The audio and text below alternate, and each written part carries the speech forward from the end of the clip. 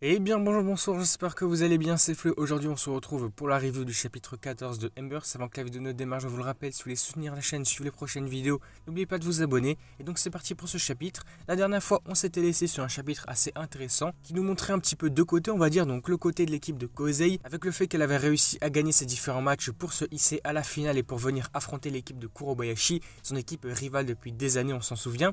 Et puis de l'autre côté évidemment celle de Kurobayashi aussi, qui nous avait montré ses différentes victoires pour se hisser en finale et venir affronter Kosei. Donc là maintenant ça sera le prochain match qu'on va voir et ça a l'air d'être vraiment intéressant. Donc maintenant pour ce chapitre là, on arrive plutôt sur un chapitre de transition, un chapitre un petit peu plus calme où on va aborder différents points comme des phases plus calmes, plus tranquilles, discussions entre les personnages et puis aussi des parts d'entraînement.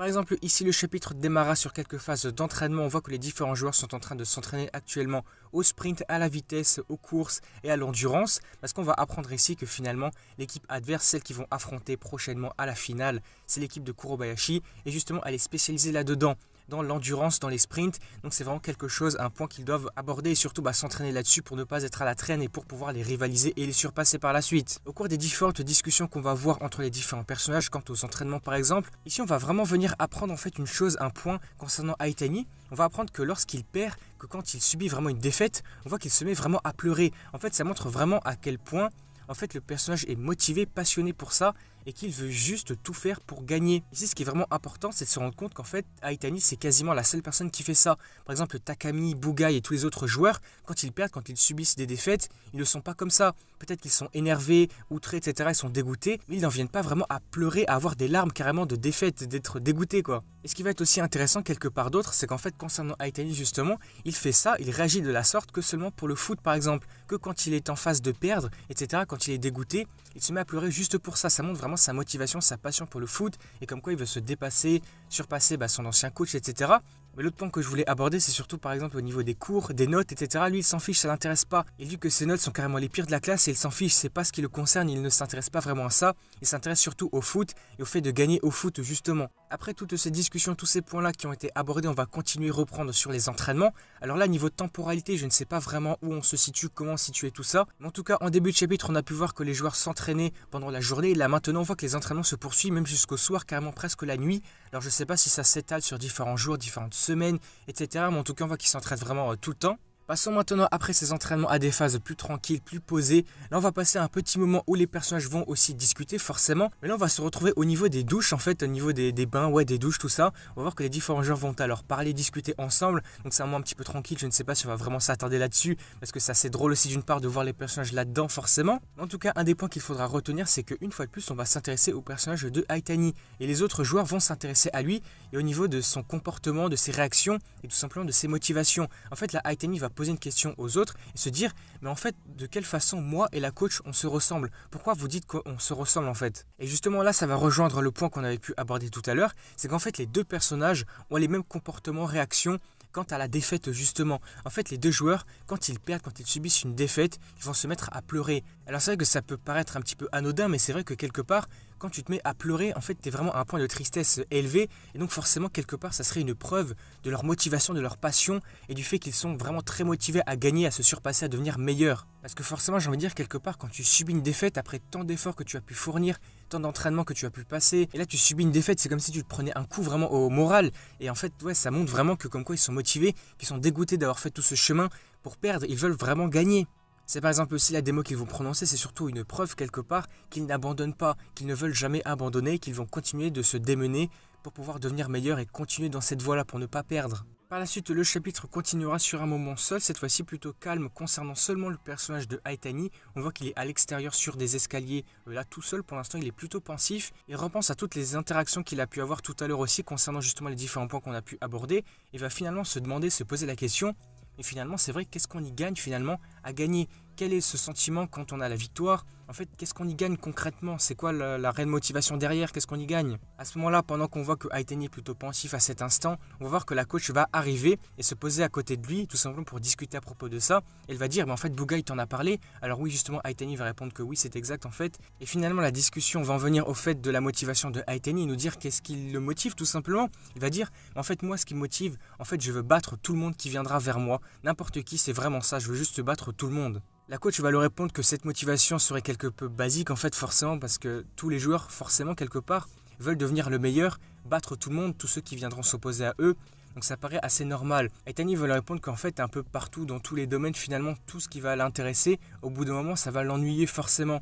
En fait là quelque part il va venir se demander est-ce que pour le football ça va m'arriver? Est-ce qu'au bout d'un moment je vais arriver à un point où est-ce que je vais m'ennuyer sur le foot? C'est ça qui l'inquiète à ce moment-là. Parce que forcément qu'au départ on a connu le personnage de Aitani justement concernant le football et du fait qu'il voulait devenir meilleur, ne pas subir de défaites, quand justement au début quand il avait perdu face à son ancien coach et donc maintenant c'est un peu son objectif de devenir le meilleur, de ne plus perdre, etc.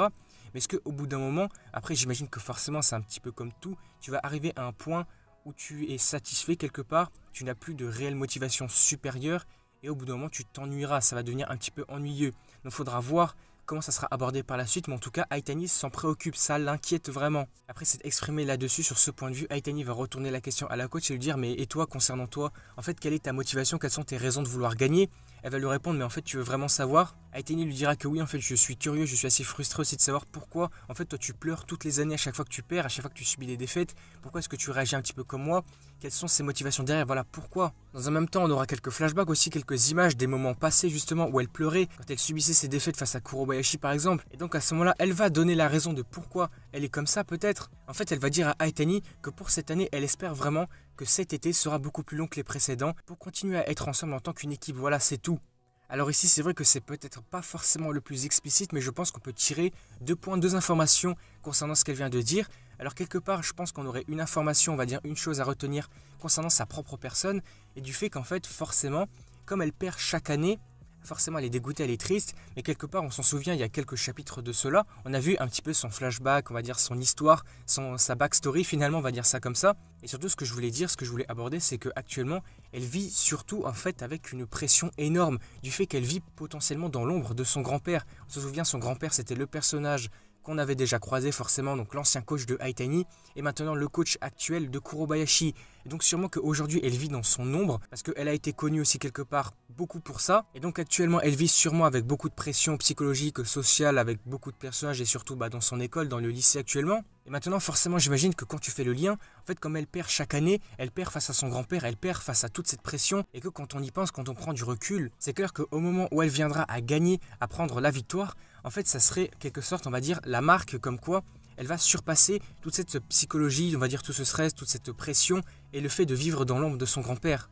Forcément on va dire que quelque part c'est aussi symbolique du fait qu'elle va se surpasser, devenir une nouvelle personne et surpasser tout ça, toute cette pression qu'elle a pu subir et qu'elle vit encore actuellement. Voilà déjà ça c'est un des points que je voulais aborder, mais surtout une autre chose, un autre point que je voulais aborder c'est qu'elle dit elle veut un été plus long ensemble en tant qu'équipe. Alors est-ce qu'elle dit ça parce qu'actuellement elle se sent bien dans l'équipe avec tous les différents joueurs comme Bugai, Takami, Aitani, mais est-ce que quelque part l'auteur viendrait pas nous introduire un autre point, une certaine romance entre les différents personnages? Alors je dis ça entre guillemets, mais est-ce qu'il n'y aurait pas une connexion entre les deux personnages, entre Aitani et puis la coach? Parce qu'au cours des différents flashbacks qu'on a pu voir, on a vu qu'elle s'exprimait pas vraiment comme ça et qu'elle s'exprime maintenant comme ça, que cette année-là. Alors j'imagine qu'actuellement elle dit ça, qu'elle veut passer un été plus long ensemble en tant qu'équipe, etc.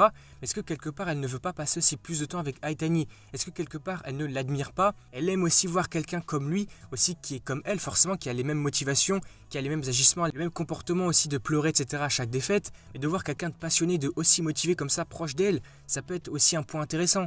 Après, évidemment, il faudra voir si l'auteur décide de continuer dans cette voie-là. Il faudra voir ça, mais en tout cas, je pense que ça pourrait être intéressant de voir peut-être un rapprochement entre les deux persos. Il faudra voir ça, en tout cas, ça pourrait être pas mal. On verra ça peut-être plus tard.